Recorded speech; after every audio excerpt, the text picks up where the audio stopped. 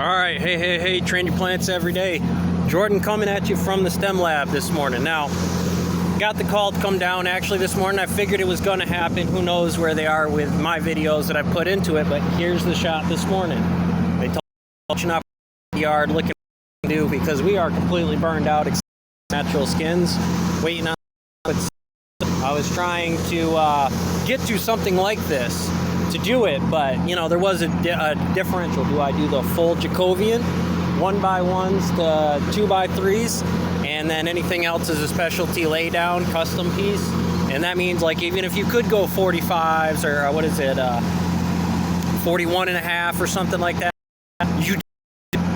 that's a specialty. But I started in here. I grabbed, started, and I did a lot of table at Tompkins. 4 or 5 of them at a time when I'm cutting tables with stacks, and you would just run like separating like that. Normally I would just have a recut pallet going to whatever pallet, and I would set up like this every single day. And I would be fighting treads inside of that mix as well. So I generally know what the fuck it is I'm doing. And when it comes like this, what I can't control, which is Mike is what's going to give to me every single day, is, oh, I'm out here with him. I can't rely on what he cuts and then grades later. There's what I know about premium rock, and there's what I know, which you could argue is B rock or a B-line pallet. So that way I have blues 23s, or blues 1x1s out to 2x2s, 2x2, well, under 2x2, 17/17s, 17/29, something like that. There's a couple of pallets you need for it, and you got to set it up and do it by hand first. But out of that, I can't control what sawyers do unless I grab that on a pallet and I throw it back, because that's what you're grading.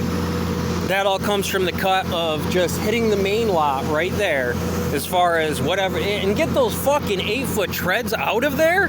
The fuck are you doing? Trying to kill somebody? Man, if you got a pattern shop like that and it's B-rock like that, why are you trying to run 8-foot treads out of it from 24 down? For what the size is? I get that that's what that would do, but you need to have specific, explicit fucking conversations with your master masons in that field under video camera surveillance of that is how the fucking process is supposed to be done. Because otherwise I could park this fucking quarry wherever I wanted and started to sort. Where is the timeline?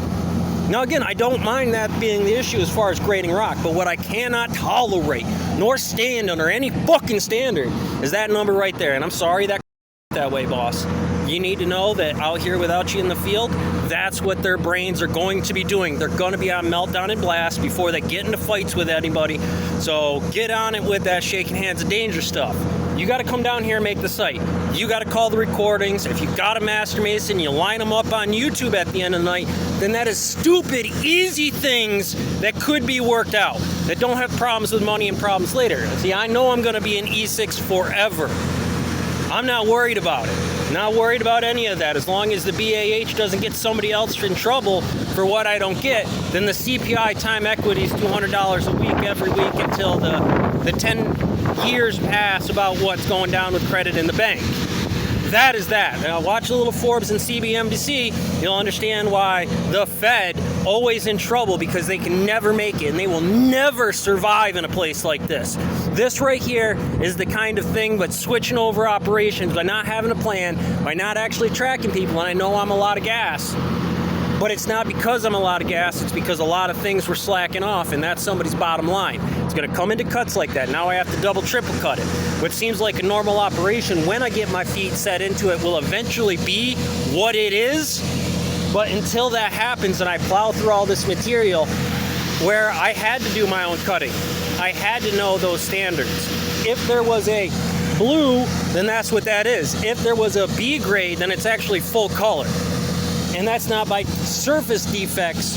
Something like that is not something you can send. You got to cut that back. And if that's not what you're doing, then I have to know that you're selling off a pallet of wall stone like that. They are very different names with very different results in terms of what the IH Strohstringer's process is out here of the decoherence, because that kitty cat's going to disappear every fucking time. So I need a palette of what you want these to look like, even though I know the numbers. right? I need the picture of a finished result. And then you can tell me, hey, they're up and down. These are a different size. That's what you're looking for. Have the big book of rock. This is where you get the blood from the stone when it comes from the master masonry, when the grandmaster's banging the fucking bell.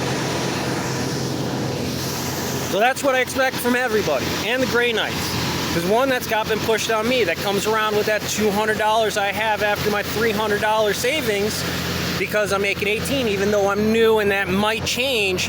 I don't really have that contract, and therefore I have no frame rates to be able to consistently say over the next week or month, what had you been doing before? Was there original process? If we need to do this process, does it happen? I get that there's a master masonry to it.